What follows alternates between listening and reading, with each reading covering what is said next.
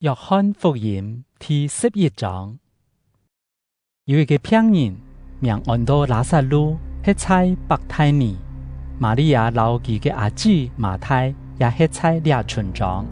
也瑪利亞就係用香油膏主嘅腳，又用自家嘅頭拿毛出走嘅。不病嘅拉撒路就係假老太。佢兩姊妹喊人去見耶穌講：主啊！你所寫嘅朋友不病咧。耶穌聽到這消息就講：拉撒路唔會因為這個病來死，這件事發生係愛榮光上帝，使上帝嘅奶爺得到榮光。耶穌親向馬太、老家老妹並拉撒路，佢聽到拉撒路不病嘅消息後，又在所去嘅地方停2日，然後佢將老學生講：我哋多轉去猶太。假學生講：先生，千無結究猶太人愛拿石頭掟你還想愛再去嘅位嗎？耶穌講：20頭唔係要12點鐘嗎？人在20頭行路就唔會跌倒，因為佢看得到這世間嘅光；人在暗鋪頭行路就會跌倒，因為佢冇光。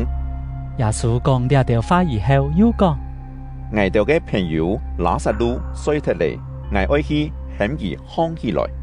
學生講：主啊，佢那係衰脫就會好起來。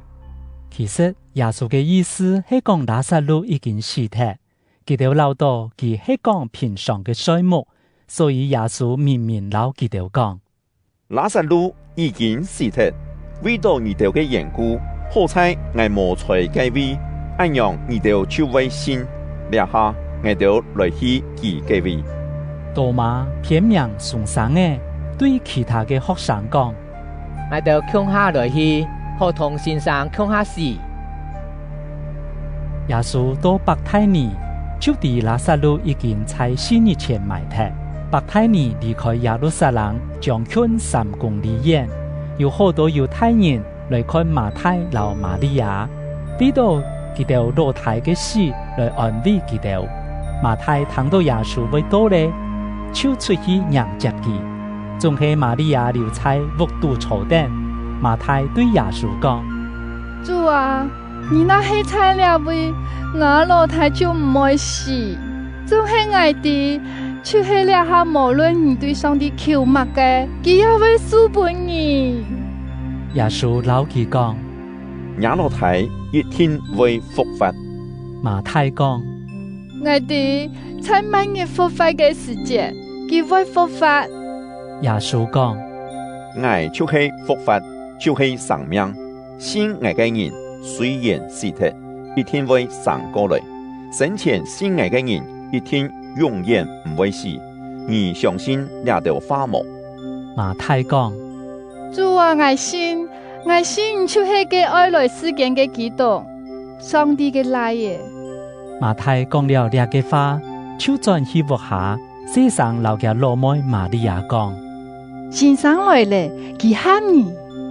瑪利亞聽到這個話，即時就喊起來去見耶穌。這時耶穌還忙入村莊，還在馬太迎接佢嘅地方。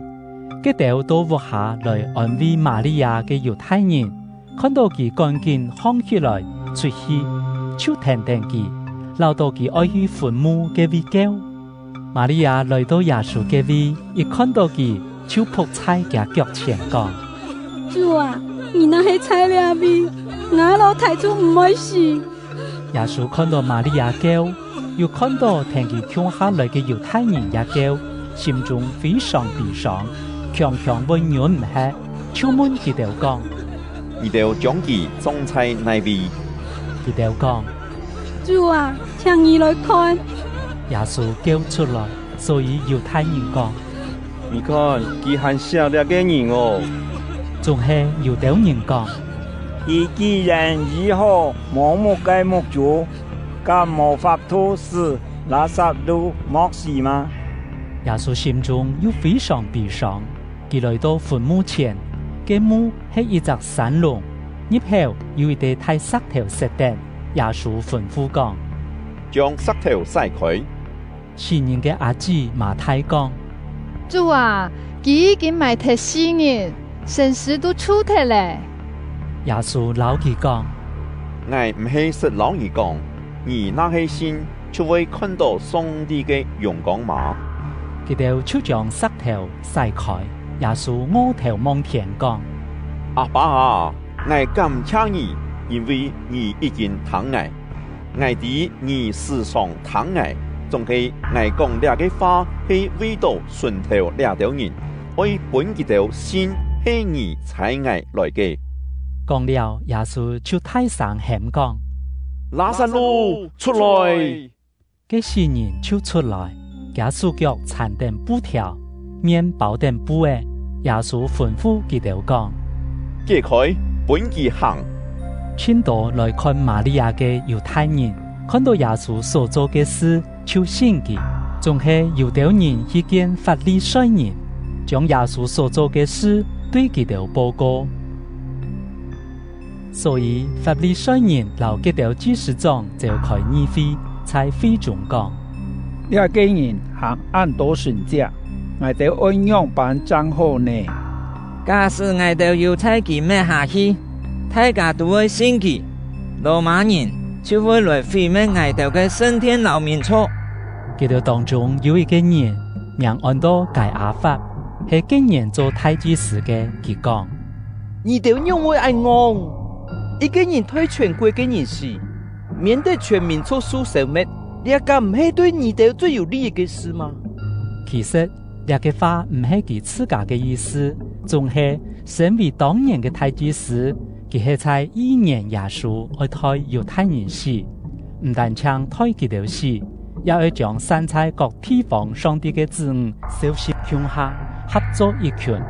對這時開始，猶太人嘅領袖就計劃要殺害耶穌，因為按樣耶穌冇愛在猶太地區公開行通，佢到曠野附近一個按到以法蓮嘅村莊去，在嗰位同學生向下吃。猶太人嘅盤果節會到咧，節期以前，千多人對鄉下上耶路撒冷去，愛在嗰位數結槍裡，佢哋就堅持耶穌，佢哋持續在升天嘅事彼此問講：你哋認為樣辦？佢敢唔會來過節嗎？